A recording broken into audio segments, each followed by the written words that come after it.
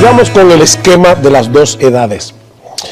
Este siglo y el siglo venidero están divididos por el juicio del malo, la resurrección del justo, que ocurrirá en la segunda venida de Cristo al final de este siglo y la inauguración del siglo venidero.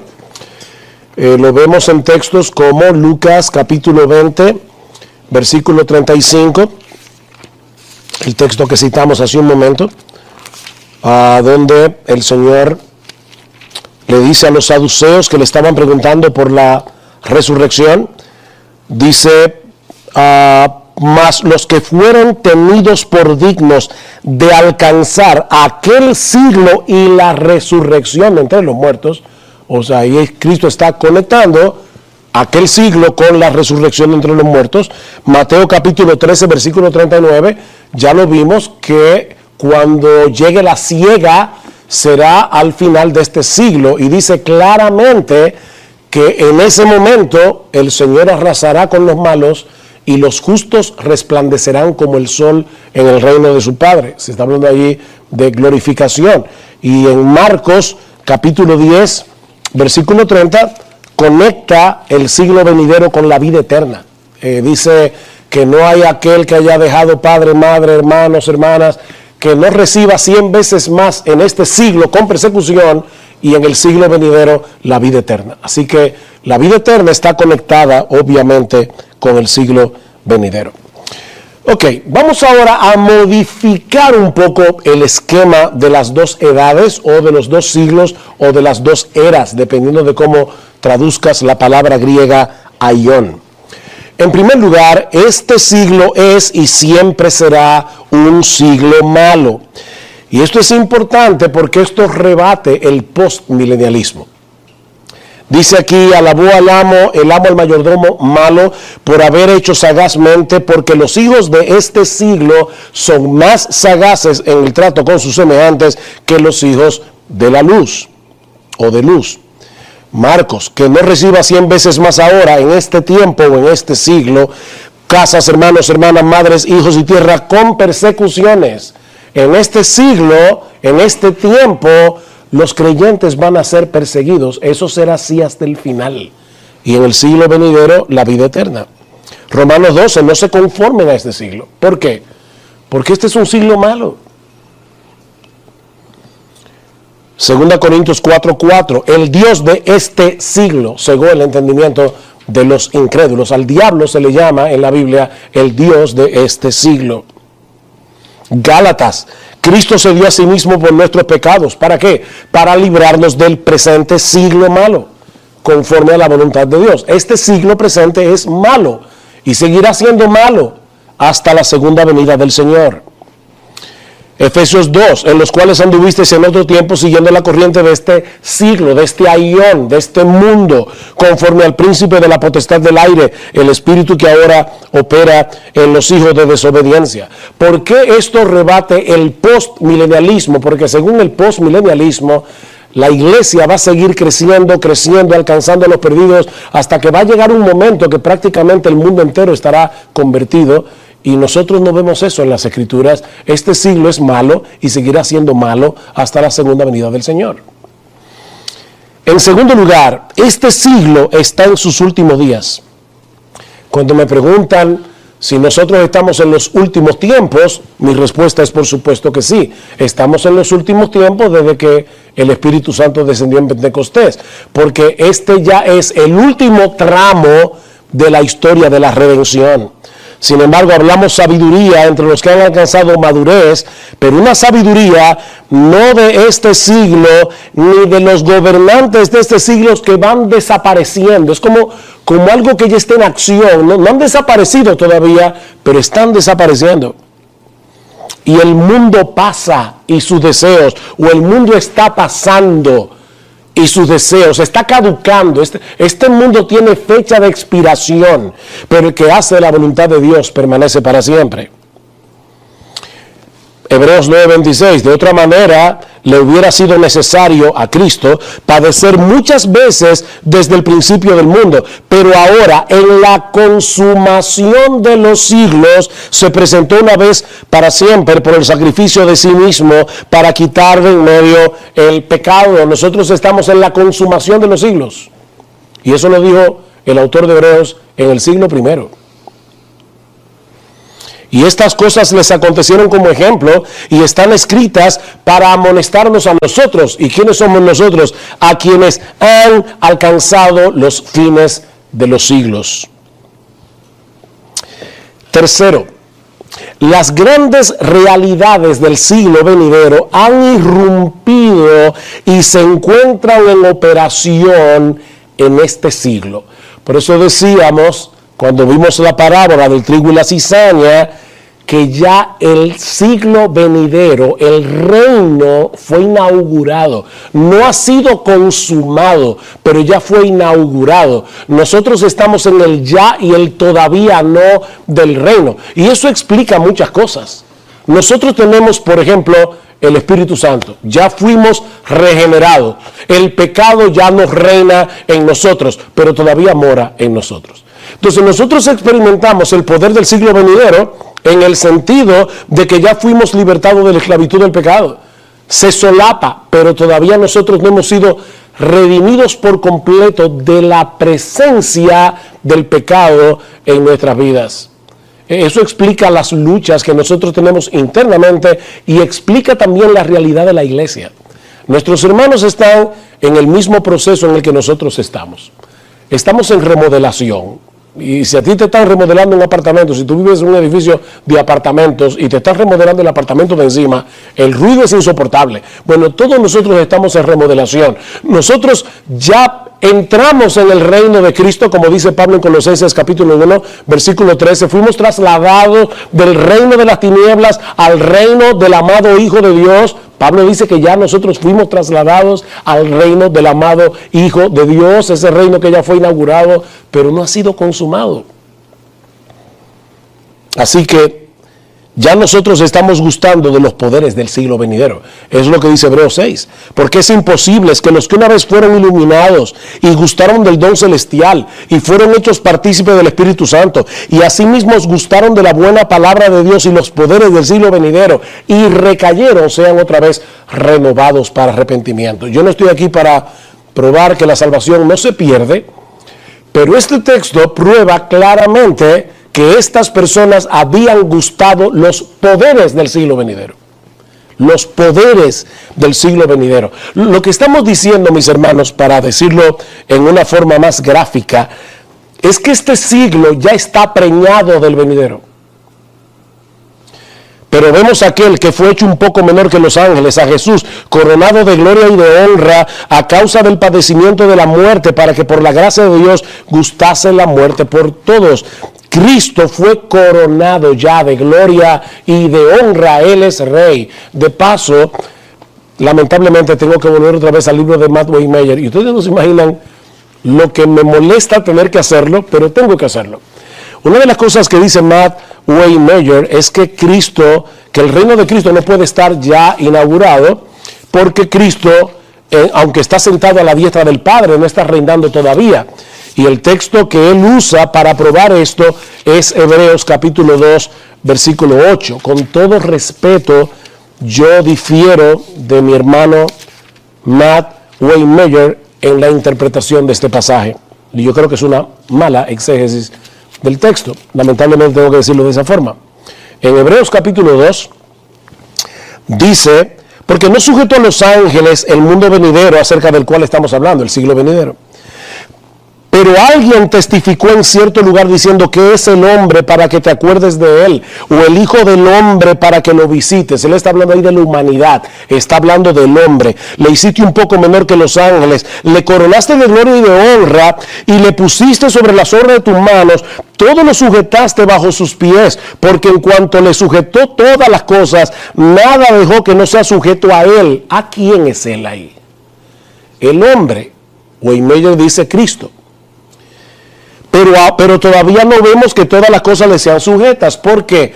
porque Dios nos dio poder y autoridad sobre la creación, pero el hombre pecó. Y es lo que está diciendo aquí, el hombre fue hecho un poco menor que los ángeles, fue coronado de gloria y de honra, pero lamentablemente por causa del pecado, no todas las cosas están sujetas a nosotros. Este es un mundo que nosotros no controlamos. Ahora, ¿cómo sabemos que el versículo 8 está hablando del hombre y no de Jesús? Porque en el versículo 9 ahora va a hablar de Jesús. Y dice, pero vemos a aquel que fue hecho un poco menor que los ángeles, a Jesús, coronado de gloria y de honra. O sea, está haciendo un contraste entre el hombre, que no tiene todas las cosas sujetas, y Jesús, que fue coronado de gloria y de honra. Así que yo creo que el exégesis de Hebreos capítulo 2, versículo 8 del libro de Wayne es una exégesis equivocada, y de hecho no soy el único que lo piensa, pero lamentablemente debo traer esto a colación. Dice que Cristo fue sentado en los lugares celestiales, sobre todo principado y autoridad y poder y señorío y sobre todo nombre que se nombra no solo en este siglo sino también en el venidero. ¿Qué significa eso? Que nuestro Señor es rey. Él está sentado en su trono. El reino ya fue inaugurado, pero no ha sido consumado. Así que nosotros estamos viviendo el embarazo. Este siglo ya está preñado del siglo venidero. Cuando una mujer sale embarazada, ya nosotros decimos que es madre. O sea, ya es madre, pero todavía no tiene el bebé en sus manos. Bueno, hay un sentido en el que este siglo se solapa, vamos a decir así, con el siglo venidero. Conclusión. Esta estructura nos explica por qué la Biblia asume una salvación en dos etapas. ¿En qué sentido? Bueno, que nosotros ya fuimos salvos y al mismo tiempo seremos salvos. ¿Cómo puede ser eso posible? Bueno, Romanos 5.1 dice, ya fuimos justificados, ya tenemos paz con Dios, ya Cristo pagó por nuestros pecados. Sin embargo, en Mateo capítulo 12, versículo 37 dice que nosotros seremos salvos. Porque nosotros vamos a ser completamente librados, no solamente de la esclavitud del pecado, sino también de su presencia. Y ya no habrá peligro para nosotros. Romanos 8, 14 y 16 y Romanos 23. Dice por un lado que nosotros todavía estamos gimiendo, pero por el otro lado dice que aguardamos la redención de nuestros cuerpos. ¿Ven? O sea, es el ya y el todavía no. Efesios 1.7 y Efesios 4.30. Fuimos ya sellados con el Espíritu Santo, pero nosotros vamos a disfrutar de esa salvación completa cuando el Señor Jesucristo vuelva. Una salvación en dos etapas. Conclusión, esta estructura también nos ayuda a entender las tensiones presentes de la vida cristiana. Hijitos, ya somos hijos de Dios, pero todavía no se ve lo que nosotros vamos a hacer, porque Cristo no ha vuelto. Cuando Él venga, nosotros seremos semejantes a Él porque le veremos tal como Él es. Ya fuimos transformados, nosotros no somos los que éramos, pero no somos los que vamos a ser. Todavía. Y tenemos que vivir en esa tensión entre el ya y el todavía no. Esta estructura nos ayuda a entender el presente y el futuro de la iglesia. La iglesia está siendo purificada. La iglesia está siendo santificada a través de pruebas. En la iglesia todavía nosotros encontramos pecado, por eso existe la disciplina eclesiástica, por eso debemos amonestarnos unos a otros. Pero ¿cómo será la iglesia cuando Cristo venga? Una virgen hermosa, sin mancha, ni arruga, ni cosa semejante. Yo creo que muchas personas se desilusionan de la iglesia porque están esperando esa esposa antes de tiempo. O sea, no pueden ver el hecho de que sí estamos en el reino, pero en un reino que ha sido inaugurado y no ha sido consumado. Esa es la realidad de la iglesia en esta era presente. Bien, vamos ahora a comenzar a probar este esquema viendo el juicio general. ¿Qué hemos dicho? Nosotros tenemos este siglo en el que estamos viviendo, el siglo venidero, y hemos dicho que este siglo del venidero se divide por la segunda venida de Cristo, la cual es seguida por un juicio general, obviamente por la resurrección de los santos. pero por un juicio general. Y eso es lo que yo voy a probar ahora a través de varios pasajes clave del Nuevo Testamento. No me tragué una S, se dice pasajes clave, no pasajes claves. Ok, eso es algo de gramática. La tesis acerca del juicio es la siguiente en estos tres pasajes clave. El alcance de este juicio, según los pasajes que vamos a ver, son todos los hombres, vivos y muertos, justos e injustos. El tiempo de ese juicio general es la segunda venida y los resultados, vida eterna y condenación eterna. Ahora, ¿por qué esto es importante? Bueno, porque una de las tesis claves del dispensación, del premilenialismo, sea el histórico o el dispensacional, es el hecho de que cuando Cristo, primero, si es dispensacional, Cristo primero viene en secreto en un rapto pretribulacional 7 años antes de su venida pública, luego su venida pública, ahí viene el juicio de Cristo a los creyentes, luego viene el milenio y el juicio de los impíos es al final donde va a haber entonces otra resurrección y otro juicio. Y lo que estamos diciendo es que el Nuevo Testamento enseña claramente que hay un juicio general sin brecha, y que ese juicio es para todos los hombres en la segunda venida y que solo hay dos resultados, vida eterna y condenación perpetua. El significado del juicio, fíjense cómo divide este siglo del venidero, por eso es que es tan importante en esta estructura. Ok, textos que muestran esto. Mateo 25, 31 al 46. Hermanos, nosotros tenemos que leer aquí en esta clase muchos textos bíblicos porque no podemos asumir que ustedes recuerdan de memoria todos estos pasajes de las Escrituras. Pero en Mateo 25 dice lo siguiente, y voy a leer el texto, 31 al 46. Cuando el Hijo del Hombre venga en su gloria y todos los santos ángeles con él, entonces se sentará en su trono de gloria y serán reunidas delante de él todas las naciones y apartará los unos de los otros como aparta el pastor las ovejas de los cabritos. Y pondrá las ovejas a su derecha y los cabritos a su izquierda. Los premilenialistas nos dicen que este no es el juicio final, que este es el juicio que Cristo va a llevar a cabo antes del milenio para juzgar a las naciones que estén vivas cuando Él venga por segunda vez en cuanto a cómo trataron a los judíos. Y eso va a determinar si esas naciones entrarán al milenio o no. O sea que esto no es un juicio general, sino un juicio de naciones para entrar en el milenio. Ahora yo les voy a mostrar ahora por qué no creo que eso encaje en el pasaje, ni con los otros pasajes que vamos a mostrar, porque vamos a citar 3 textos claves aquí con respecto al juicio y todos coinciden en lo mismo. Dice, entonces el rey dirá a los de su derecha, venid benditos de mi Padre, heredad el reino preparado para vosotros desde la fundación del mundo, porque tuve hambre y me diste de comer, tuve sed y me diste de beber. Ustedes conocen el texto, estuve desnudo. Entonces los justos le responderán diciendo, Señor, ¿cuándo hicimos todo eso?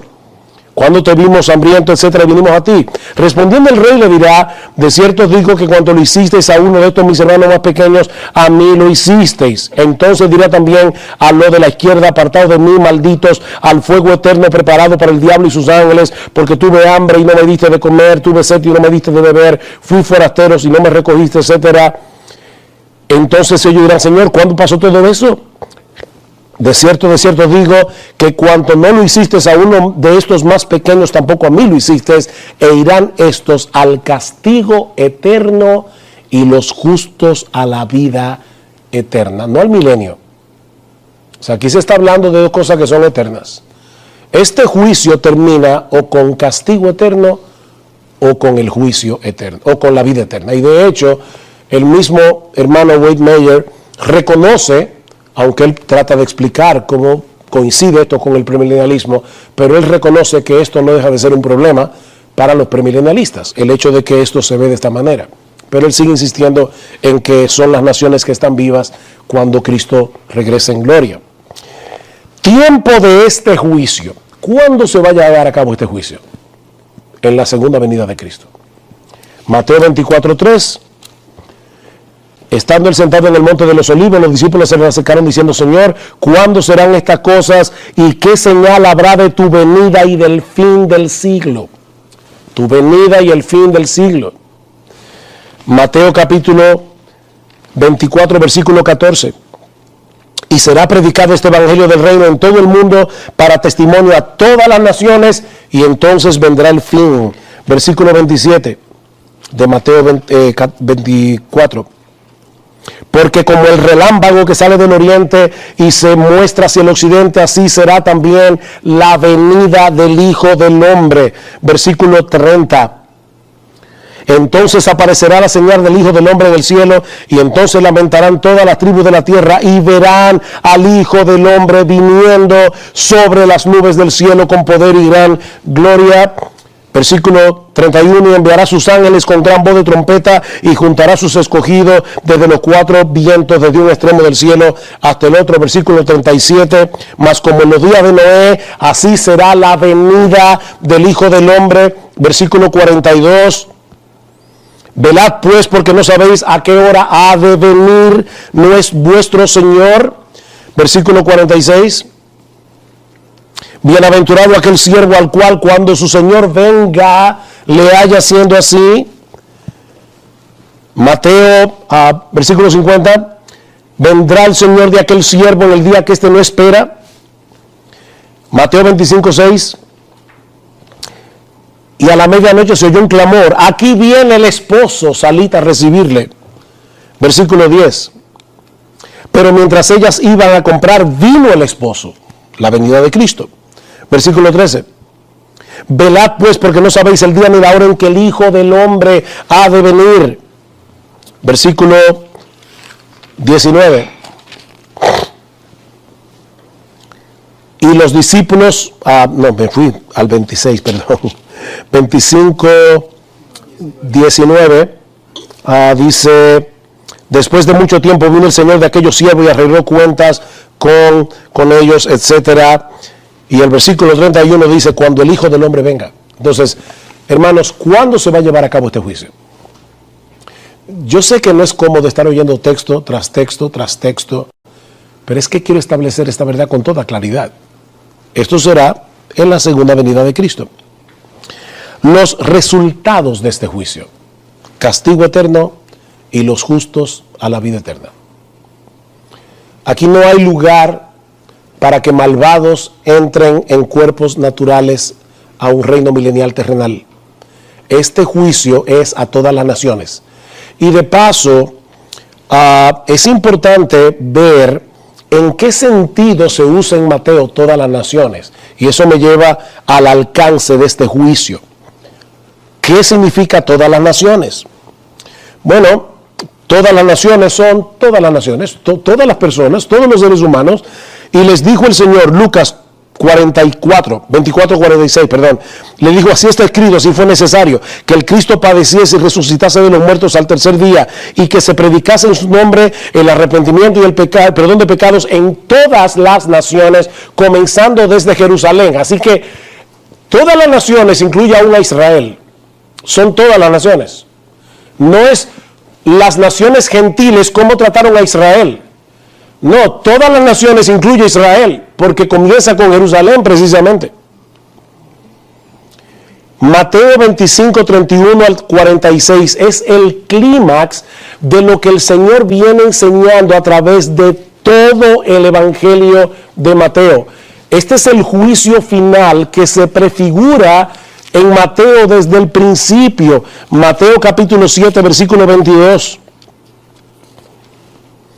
No todo el que me dice Señor, Señor entrará en el reino de los cielos, sino el que hace la voluntad de mi Padre que está en los cielos. Muchos me dirán en aquel día: Señor, Señor, no profetizamos en tu nombre, y en tu nombre echamos fuera demonios, etcétera. Y entonces le declararé: nunca os conocí, apartaos de mí, hacedores de maldad. Es la primera vez que introduce el tema del juicio del Señor, de boca del Señor, porque Juan el Bautista ya lo había hecho en Mateo capítulo 3. Mateo capítulo 11, versículo 20 al 24. Entonces comenzó a reconvenir a las ciudades en las cuales había hecho muchos de sus milagros, porque no se habían arrepentido, diciendo: ay de ti, Corazín, ay de ti, Betsaida, porque en Tiro y en Sidón se hubieran hecho los milagros que han sido hechos en vosotras, tiempo ha que se hubieran arrepentido en silicio y en ceniza. Por tanto os digo que en el día del juicio será más tolerable el castigo para Tiro y para Sidón que para vosotros. En el día del juicio, mis hermanos, ya Tiro y Sidón era algo pasado. Está hablando de algo que pasó, naciones que pasaron, y sin embargo el Señor está diciendo: todos van a ser resucitados y van a venir delante del Señor. Ese será el día del juicio. Mateo capítulo 12, versículo 36 al 42. Por eso es que es tan importante ir leyendo los textos para verlo en su contexto más amplio. A cualquiera que dijere alguna palabra contra el Hijo del Hombre le será perdonado, pero al que hable contra el Espíritu Santo no le será perdonado, ni en este siglo ni en el venidero. O haced el árbol bueno y el fruto bueno, o haced el árbol malo y su fruto malo, porque por el fruto se conoce el árbol. Generación de víboras, ¿cómo podéis hacer lo bueno siendo malos? Porque de la abundancia del corazón habla la boca. Mas yo os digo, versículo 36, que de toda palabra ociosa que hablen los hombres, de ellas darán cuenta en el día del juicio. El día del juicio. Mateo capítulo 16, versículos 26 al 27. Porque ¿qué aprovechará el hombre si ganare todo el mundo y perdiere su alma? ¿O qué recompensa dará el hombre por su alma? Porque el Hijo del Hombre vendrá en la gloria de su Padre con sus ángeles. Recuerden Mateo 25. Y entonces pagará a cada uno conforme a sus obras. Cada uno. Todas las naciones. Ahí no se está hablando de las naciones gentiles que estén vivas en el tiempo de la segunda venida para determinar cómo trataron a Israel, para saber si entran o no al milenio. Si nosotros tomamos todos estos textos en conjunto, en Mateo se está hablando de un juicio general. De paso, la expresión todas las naciones se usa 3 veces en el Evangelio de Mateo. Y de hecho, no aparece aquí, pero muy cerca de nuestro texto. Mateo 24, versículo 14. Y será predicado este evangelio del reino en todo el mundo para testimonio a todas las naciones, y entonces vendrá el fin. Mateo 28. Id y haced discípulos a todas las naciones. Cuando leemos en Mateo 25, que dice: cuando el Hijo del Hombre venga en su gloria y todos los santos ángeles con él, entonces se sentará en su trono de gloria y serán reunidas delante de él todas las naciones. Si yo leo este texto a la luz de Mateo 24, será predicado este evangelio del reino en todas las naciones. A la luz de Mateo 28, hacer discípulos de todas las naciones. Y aquí veo todas las naciones. De verdad, hermanos, la lectura más natural es que Cristo no se está refiriendo a un grupo de naciones para ver si entran al milenio o no, dependiendo de cómo tratan a Israel. Está hablando de un juicio general que incluye a todo el mundo. Ahora, si Mateo 25 no resulta convincente, vamos a Romanos capítulo 2. Romanos capítulo 2. Este pasaje pertenece a una sección más grande de Romanos, que tiene como tema la revelación de la ira de Dios contra los hombres. Este texto sí yo lo puedo leer completo, porque tendría que leer Romanos 1 y 2 completo, o por lo menos hasta el versículo 16, pero yo creo que es un texto bastante conocido, así que voy a asumir que estoy pisando un terreno familiar, ¿verdad? Y como quiera vamos a ver algunos textos. En Romanos 1, 18 al 2, 16, vemos la ira de Dios contra todos los hombres en general. En Romanos capítulo 2, versículo 17 al 3, 8, enfatiza la ira de Dios contra los judíos en particular. Y en Romanos 3, 9 al 20 es la conclusión general. Judíos y gentiles, todos están bajo pecado. Así que el texto de Romanos 2 es un texto que se encuentra en el contexto de la ira de Dios contra toda la humanidad. No importa si tú eres judío o gentil, toda la humanidad. Bien. los resultados del juicio. Vamos a hacer lo mismo, el mismo ejercicio que hicimos en Mateo 25. Vida eterna y condenación eterna. Romanos capítulo 2. Vamos a leer versículos 7 al 10. De paso, hermanos, es obvio en Mateo 25, como es obvio en Romanos 2, como es obvio en Apocalipsis 21, que todos los seres humanos serán juzgados por las obras. Y yo sé que alguna gente lo pone nervioso. Bueno, nosotros somos salvos por la fe, pero vamos a ser juzgados por las obras. ¿Y cómo es eso? Bueno, porque las obras del creyente son las que dan testimonio de su fe. Así que no somos salvos por las obras, somos salvos por la fe. Pero la fe que no tiene obras es una fe muerta. Así que el juicio final es un juicio de obras. No basta con que tú digas yo soy creyente, que fue el problema de Mateo 7:21. No todo el que me dice Señor, Señor, entrará en el reino de los cielos, sino el que hace la voluntad de mi Padre que está en los cielos. ¿Es que hacer la voluntad de Dios es lo que nos salva? Por supuesto que no. Es creer en la obra redentora de Cristo, arrepentirnos de nuestros pecados y creer. Ahora, ¿cómo yo sé que una persona de verdad ha creído? ¿Cómo yo sé que una persona de verdad se ha arrepentido? Porque ahora desea hacer la voluntad de Dios. Entonces el juicio final es un juicio de obras. Y eso lo vemos en Romanos capítulo 2, versículo 7.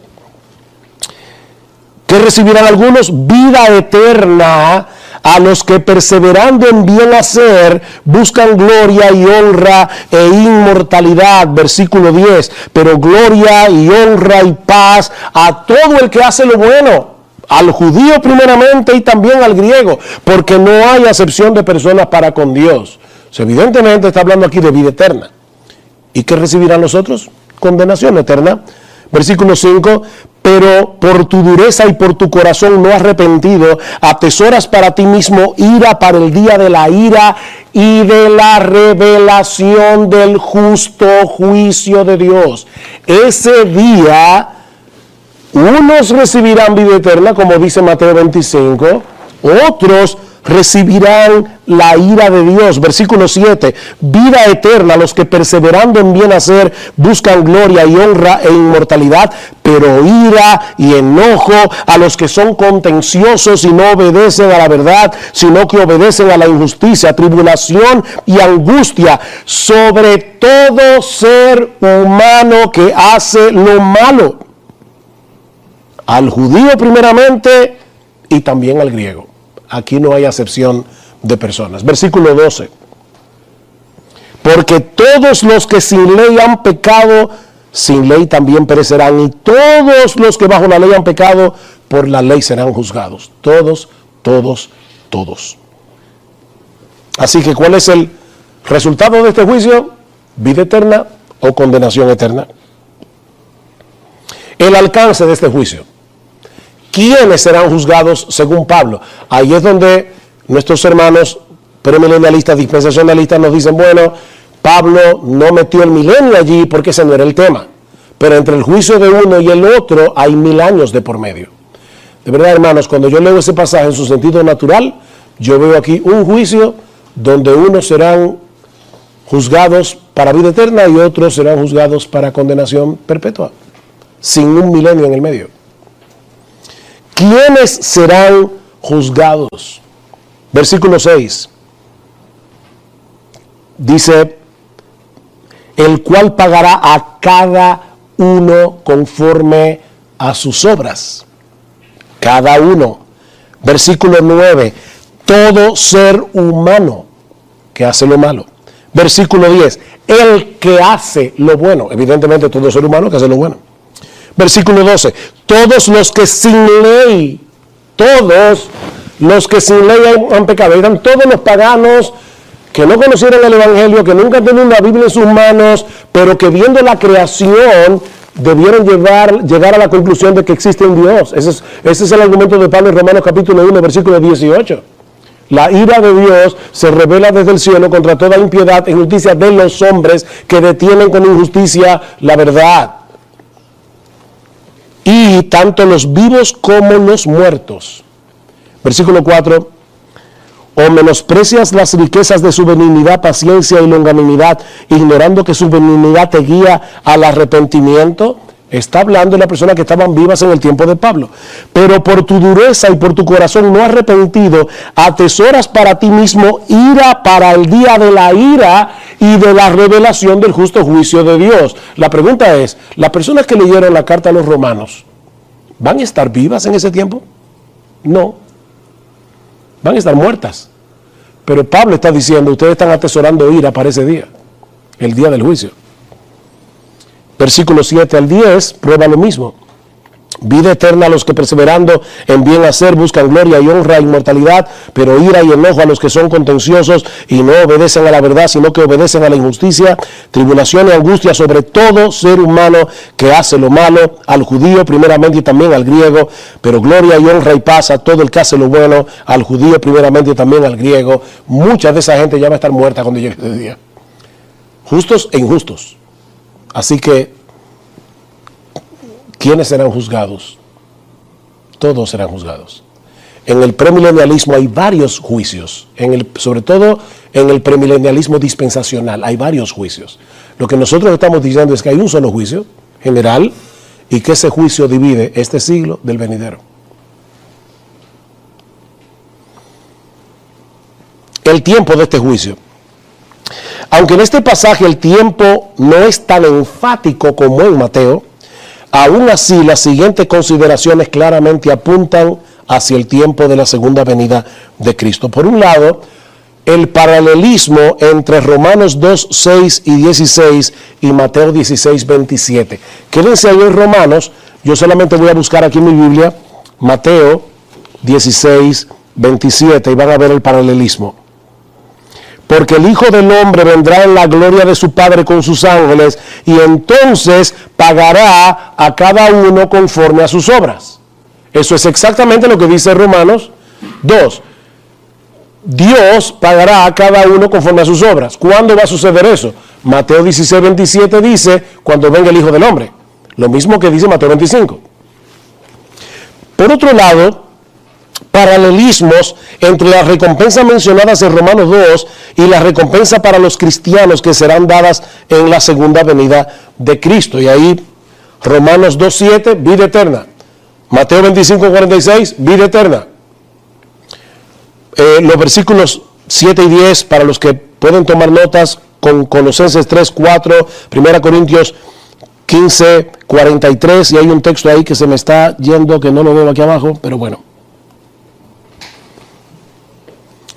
La mención explícita del día cuando Dios juzgará los secretos de los hombres por Jesucristo también establece el tiempo de este juicio. El día escatológico es el tiempo de la segunda venida de Cristo. Versículo 16 dice, ¿cuándo va a suceder todo esto? En el día en que Dios juzgará por Jesucristo los secretos de los hombres conforme a mi evangelio. O sea, aunque ahí no dice explícitamente que el tiempo de la venida es, que el tiempo del juicio, perdón, es la segunda venida, yo creo que el texto apoya esa idea bastante claramente. El día escatológico es el tiempo de la segunda venida y lo pueden ver en los textos que aparecen en pantalla, 1 Corintios 4, 3 al 5, 2 Tesalonicenses 1:10, Romanos 13, 12, 1 Corintios 1, 8, etcétera. Bueno, ustedes tienen los textos ahí. Yo les sugiero que le tomen una foto y así tienen los textos para no ir versículo por versículo. Recuerden lo que estamos tratando de probar. Lo que estamos tratando de probar es que el juicio general divide este siglo del venidero. Si eso se puede probar y que solo hay un juicio general, ya no hay lugar para más juicios después del milenio, etcétera, etcétera. Eso es lo que estamos tratando.